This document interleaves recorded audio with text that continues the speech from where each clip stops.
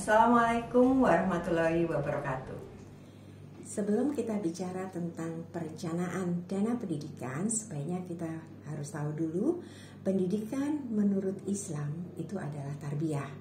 Amal yang memiliki tujuan dan sebuah seni yang fleksibel dan selalu berkembang. Tujuannya apa? Tujuannya adalah membentuk karakter kebaikan sesuai dengan fitrah manusia itu sendiri, yaitu untuk menjadikan manusia yang bermanfaat.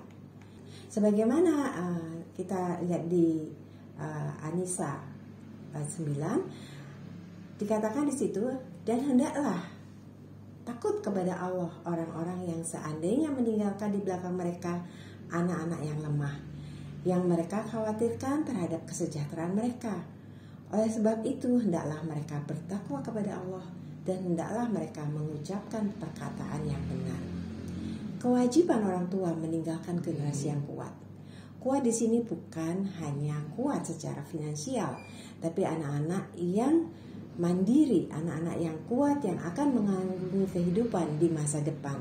Dari sini terlihat pentingnya pendidikan yang dapat menyiapkan anak-anak menjadi generasi yang kuat.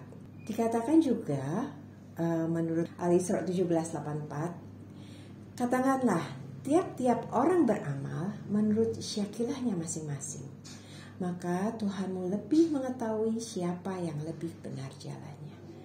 Jadi kita bisa melihat bahwa masing-masing anak, masing-masing orang itu sudah punya syakilahnya masing-masing, punya keadaan masing-masing yang sesuai dengan pembawaannya, caranya, kepribadiannya, dan itu semuanya hanya Allah yang mengetahui.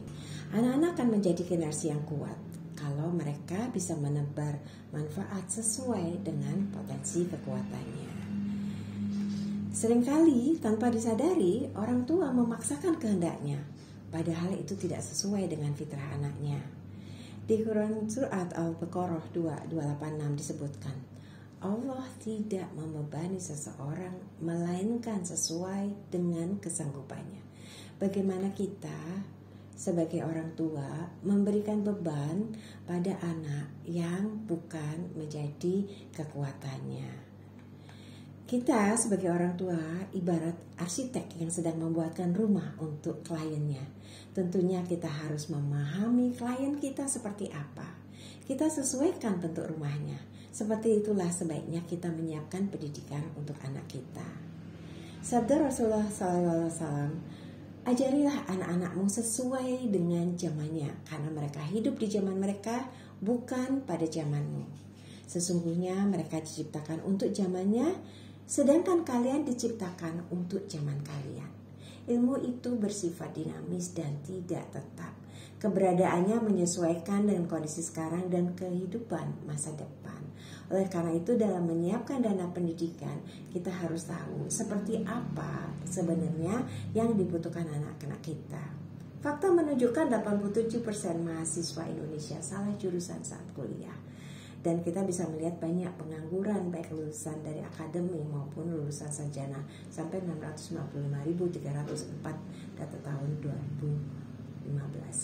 Nah, dari sini kita bisa lihat menyekolahkan ke luar negeri pun yang awalnya dengan impian bermacam-macam kadangkala pada kenyataannya tidak sesuai yang diharapkan. Kenapa seperti itu? Karena kita tidak melihat anak itu seutuhnya. Oleh karena itu dalam merencanakan dana pendidikan, pertama kali kenali fitrah anak. Tujuannya tentu saja bagaimana kita mengantarkan anak-anak supaya berprofesi sesuai fitrahnya. Pendidikan itu adalah alat untuk mencapai tujuan. Oleh karena itu kita harus tahu pendidikan apa yang tepat untuk anak kita supaya bisa sesuai dengan fitrahnya.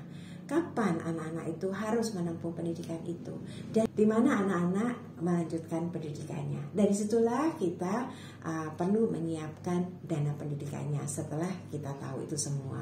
Jadi kita juga akan tahu dari situ berapa sebenarnya dana yang sudah kita miliki, terus sumbernya dari mana, nanti sebaiknya kita investasikan di mana, kita juga harus perhatikan risikonya, dan itu semua kita juga bisa nanti dalam menghitungnya kita bisa menggunakan MyAFP Syariah yang kita bisa dapat pelajari di AWP Syariah.